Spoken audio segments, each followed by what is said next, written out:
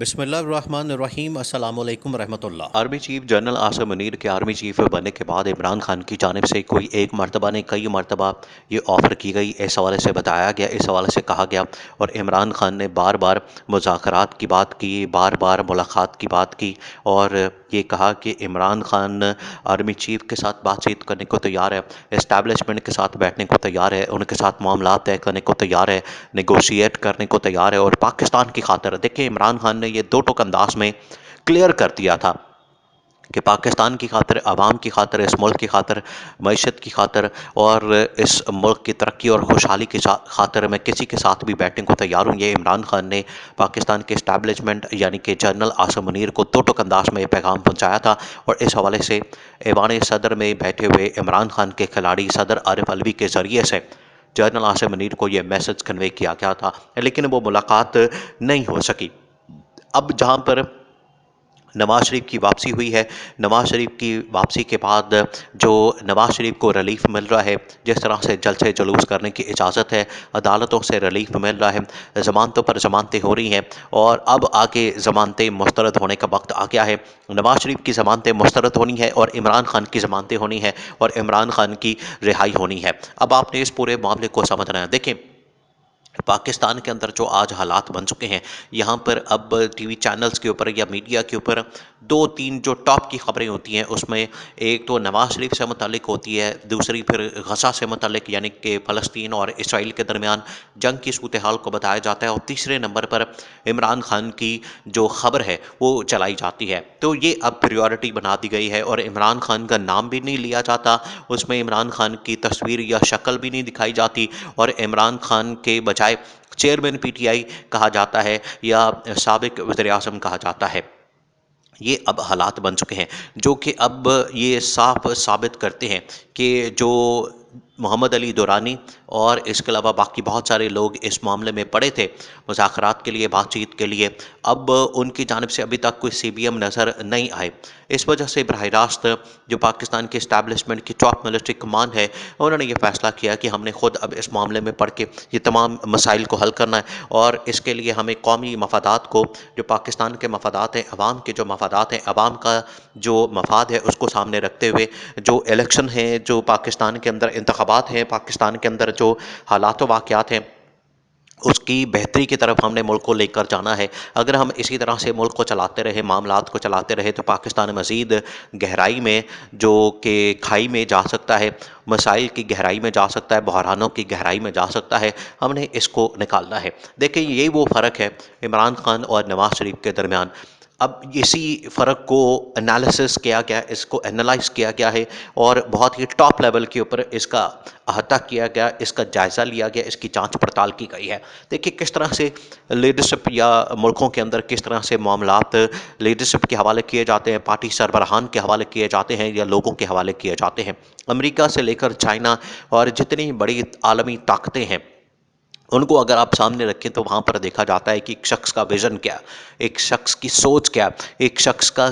اس کی back ground کیا، اس کا پولیٹیکل اسٹرگل کیا، سیاسی جدوجہد اس کی کتنی ہے، اس لحاظ سے فیصلہ کیا جاتا ہے کہ ہم نے اس شخص کو اقتدار دینا ہے، اس کو عوام میں کتنی مقبولیت حاصل ہے، یہ عوام کی مقبولیت سے، عوام کے ووٹوں سے منتخب ہو سکتا ہے یا نہیں ہو سکتا، یہ اقتدار میں آ سکتا ہے یا نہیں آ سکتا، اس طریقے سے فیصلے کیے جاتے ہیں۔ لیکن یہاں پر پاکستان میں جو ایک پرسیپشن بلڈ اپ کرنے کی کوشش کی جا رہی ہے کہ نواز شریف کے لیے رستے ہموار ہو رہے ہیں، اور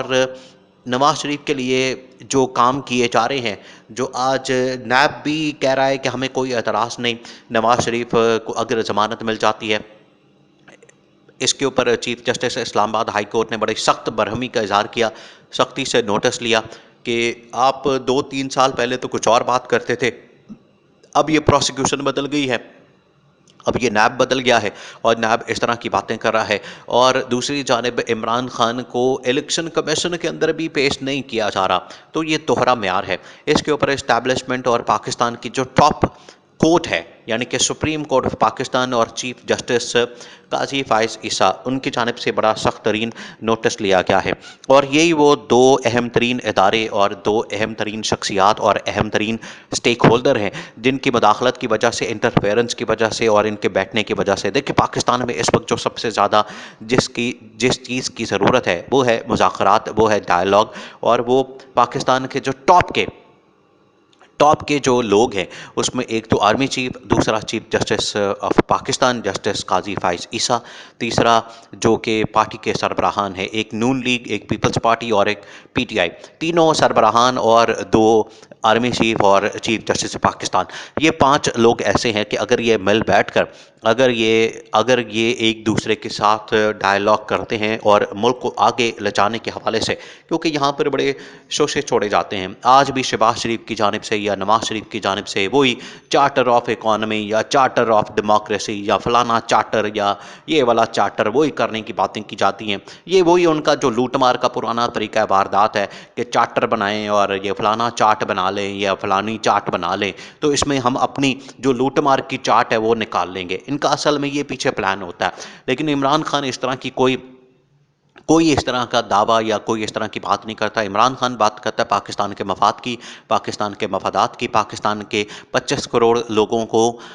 तहफ़्फ़ुज़ फ़राहम करने की, उनको महंगाई से निकालने की, बेरोज़गारी से निकालने की, उनकी तरक्की और खुशहाली की। आप इससे अंदाज़ा करें कि पिछले 17-18 महीने में जब से ये पीडीएम हुकूमत आई है, पाकिस्तान के तकरीबन 14 से 15 लाख पाकिस्तानी मुल्क छोड़ के चले गए हैं। उनको पता है कि पाकिस्तान के हालात क्या हैं, कितने बिगड़ गए हैं। यहाँ पर लोग खुदकुशियाँ करने पर मजबूर हैं, यहाँ पर लोग खुदकुशियाँ कर रहे हैं, यहाँ पर लोग अपने आप को मार रहे हैं। बेरोज़गारी की वजह से, महंगाई की वजह से, हालात की वजह से लोग तंग आ चुके हैं। इस वजह से लोग यहाँ से भाग रहे हैं। अब इमरान खान की रिहाई की सूरत में अगर मुल्क के अंदर साफ़ और शफाफ इंतखाबात करवाने हैं, मुल्क के अंदर एक ऐसे आज़ादाना माहौल में इंतखाबात करवा के मुल्क को एक सही डायरेक्शन में गामज़न करना है, मुल्क को एक सही सिमत के अंदर गामज़न करना है, तो उसके लिए ज़रूरी है कि इमरान खान की भी रिहाई को मुमकिन बनाया जाए। और आलमी सतह पर यह फ़ैसला हुआ है और ये जनरल आसिम मुनीर की जानिब से जो अहम तरीन खिताब, अहम तरीन ऐलान उनकी जानिब से जिस तरीके से फ़लस्तीन की हिमायत का ऐलान किया गया है, ये जो पीडीएम हुकूमत है या उनके जो सरबराहान है, नवाज शरीफ ने तो फ़लस्तीन से मुतल्लिक़ कोई नहीं बात की, फ़लस्तीन की कोई नहीं हिमायत की, ना पीपल्स पार्टी ने की, ना निगरान हुकूमत ने की, ना शहबाज शरीफ ने की, ना किसी और शख्स ने की है तो सिर्फ army chief general Asim Munir ने। और इमरान खान ने जेल से बैठकर ये पैगाम कन्वे किया है फ़लस्तीन की हिमायत का और इसराइल की मुखालफत का, कि इसराइल के हमलों की जितनी मजम्मत की जाए उतना कम है। ये इमरान खान जैसा निडर लीडर, इमरान खान जैसा आदमी, इमरान खान जैसा शख्स ही बात कर सकता है। इनके अंदर इतनी हिम्मत, ताकत और ज़रूरत नहीं है। अब वो वक्त आ गया है, 2 दिन है नवाज शरीफ की ज़मानतें कैंसिल होने का, गिरफ़्तारी का, और उसके बाद इमरान खान की जो पब्लिक सपोर्ट है वही असल में इस्टेब्लिशमेंट की सपोर्ट बन चुकी है और इस्टेब्लिशमेंट की ही बदौलत इमरान खान ने रिहा होना है।